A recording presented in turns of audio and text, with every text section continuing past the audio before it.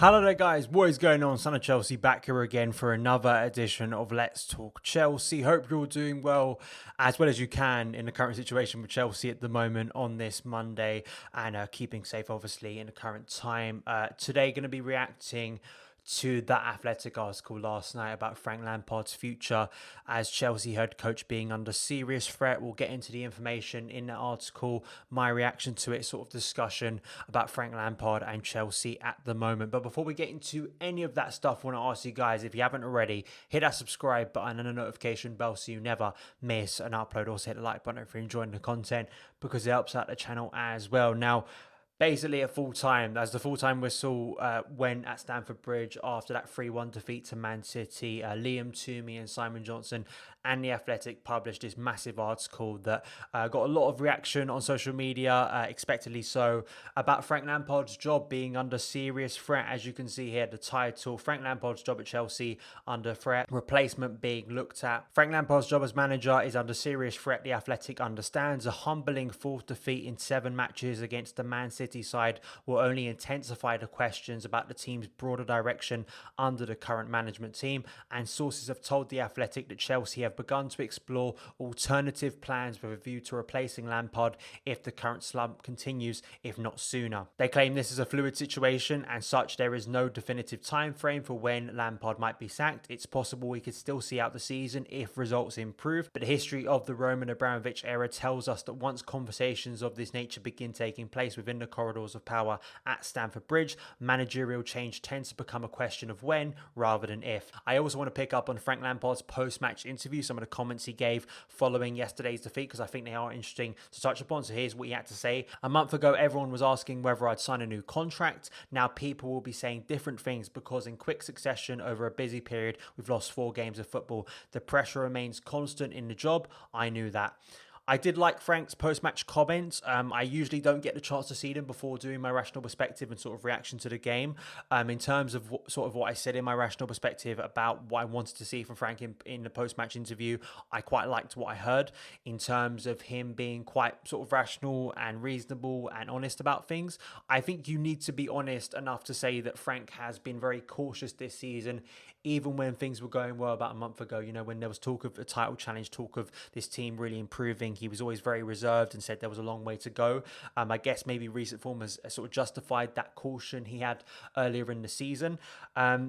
This is the worst point under Frank Lampard. There's no doubt about it. I know we had some difficult days last year, but I think there was an understanding last year about the situation, the transfer ban, young players coming in, that being his first season. And, you know, even when we had bad days under Lampard, it was only for a short period of time. Frank would be able to steady the tide and sort of get us back into form and usually find a big win, whether that was against Tottenham, I remember a couple of times last season, really helped him out after a run of bad defeats, or other things as well. I feel though Liverpool and Everton games before lockdown were massive for Lampard, and as well in the back end of the season where we beat Man City, we had some other big wins as well, the Wolves win, getting Champions League football. Frank usually found the right answers. Unfortunately at the moment, he's not finding the right answers, and it's quite crazy. It's a bit of sort of whiplash how quickly things have turned from looking very promising at the start of December to looking awful at the end of it. And now, of course, we're in January.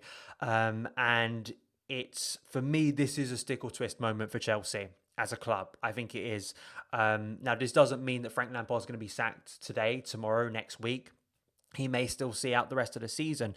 And based on recent history, I think that shows you that there is a likelihood if Frank Lampard is able to improve things a little, that may still happen, because I look at Sarri and I look at Antonio Conte in 17-18 and 18-19. I think those are both examples to me, strong examples of Chelsea in the past definitely sacking those managers after some awful defeats. But not doing so. So I think the proof, at least recently, Chelsea look to be a little bit more patient with their coaches. I do wonder if the heavy summer spend will change things in regards to the patience Lampard will get. Also, as I said in my review last night, Lampard not having a history as a head coach of getting out of difficult situations, that may not help him as well. But for me, yeah, this is stick or twist for Chelsea. Do we go back to our old ways of the 2-year cycle of managers coming in and out the door? You know, maybe short-term success, but it blows up and then we have to restart again in a very short space of time? Or do we maybe be a little bit more patient here and the board absolutely stick with Lampard and want to see this vision out? even if it doesn't turn out to be successful, they actually wait a little bit. I feel this is a massive moment for Chelsea as a club, because I feel if we revert to type now, I may be proven wrong. Frank Lampard may be sacked very soon. We bring in another manager, and then we have that long-term planning after that. But I feel that there is a feeling, and I felt this with Lampard, I felt this with Sarri as well, that the club needs to, at least in my opinion, move in a different direction away from this 2-year cycle, because it's not only tiring for supporters to see this over and over again and feel like Groundhog Day, but I'm also consistently now seeing the club do this and it not having a magic effect. I do want to address this because I see a lot of the comments about Lampard and sacking him instantly is related to in the past when we sacked managers and had success after that and sort of recovered seasons. The last time Chelsea sacked a manager midway through the season, and in terms of earlier in the season, you have to go back to 2015 with Jose Mourinho when the club was 17th after that Leicester defeat. I was at that game. And in terms of significant improvement following a mid-season sacking, you'd have to go back to 12-13 with Rafa Benitez taking over from Di Matteo. Of course, Benitez, despite fan fury, of course, won the Europa League and we got Champions League football. So, the idea that mid-season sackings happen quite frequently recently hasn't happened since 2015. That's 5-6 years ago now. So that's a long time in terms of football, in terms of Chelsea. Now, we have had different coaches since then, but in terms of coaches seeing out the season, even through some difficult moments, that has still happened. I do wonder if the fact that when you look at the Premier League, we're only 3 points behind the top four, the fact the season has been quite unpredictable. And I look at, say, Man United, they've gone through some horrendous periods recently. I think of the 6-1 defeat to Spurs at home in October. Of course, that was earlier in the season. But, there's been times recently, like last month, you think of the Solskjaer and Lampard, the start of the month in December for Solskjaer, like losing to Leipzig, being knocked out of the Champions League, questions over his future once again. He ends the month now looking like he could be in a title challenge this year. Maybe the club will look at that as well and think the tide could swing again in the other direction for Lampard. But you can't dismiss recent worrying performances and results. There's no denying that. Despite my hope of long-term patience and wanting to see something different, just as a supporter, I've been privileged to see Chelsea win everything. And I'm just a little bit tired of seeing the same things over and over again in terms of us constantly looking to blame the manager for everything, throw him out. I do think also this mentality is instilled by the club themselves. I don't think fans like myself should get annoyed at other supporters for feeling like this, because I feel that that's been instilled within us as supporters. I think seeing managers go in and out the door, but seeing trophies still come in, I think has given sort of the impression and instilled the belief.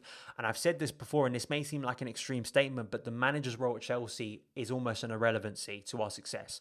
Because if you see constant figures coming in and out the club, but you see success coming in and us still at the sort of the top of the league, or at least winning silverware, getting to finals, you think that's the reason. That's the reason we're being successful, even though in recent years, in my opinion, we get further and further away from winning the Premier League title. And my concern is when I see other clubs, whether Lampard is the right man to take us forward and give that patience, I see clubs like Liverpool and Man City and other clubs as well, like even Man United now, giving time to managers for a longer period of time. And maybe it benefits them more than the short-term sort of solution, because there are bigger clubs out there now and there are many more clubs competing for the top spots in the Premier League. I think back to the days of Lampard, JT, Cole, Ballack, Drogba, and I think of all those players, and I think not only was that team so good that they could deal with instability, instability and unpredictability and the constant shifting of coaches almost became the stability of Chelsea Football Club. Those players were sort of expectant of that each season, and they were so good. There were so many leaders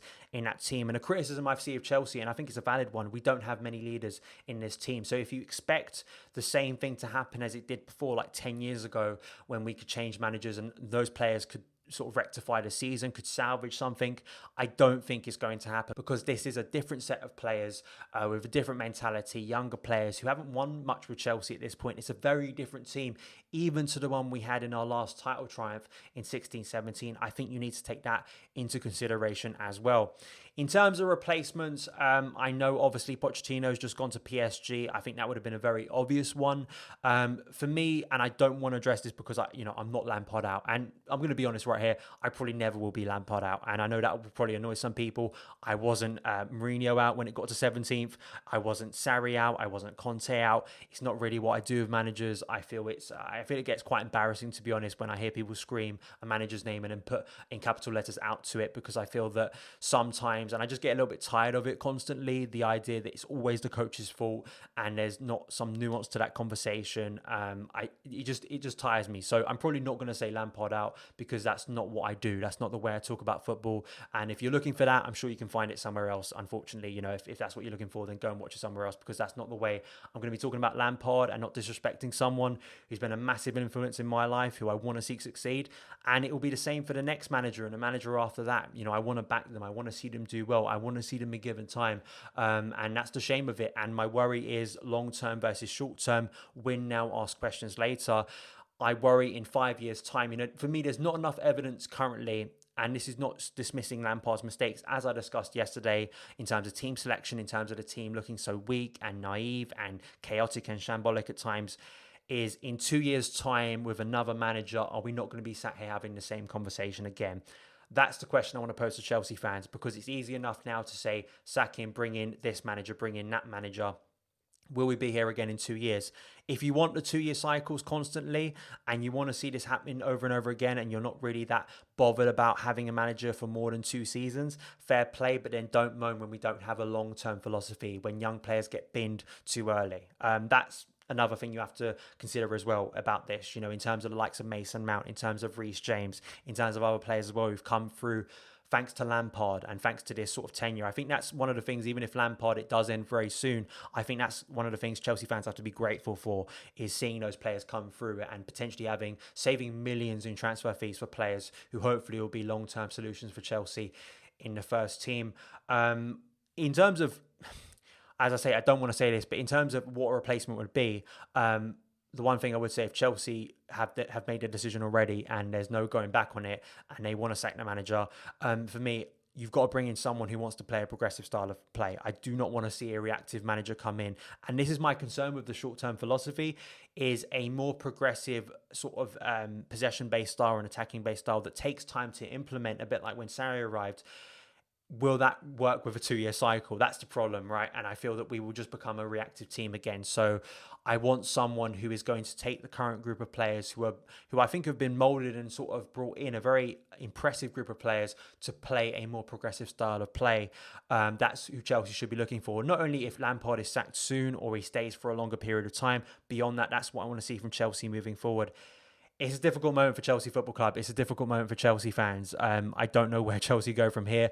I'd love to think that Lampard is given more time. I'd love to think he can turn it around and is given games to see that come to fruition and the players stop playing again.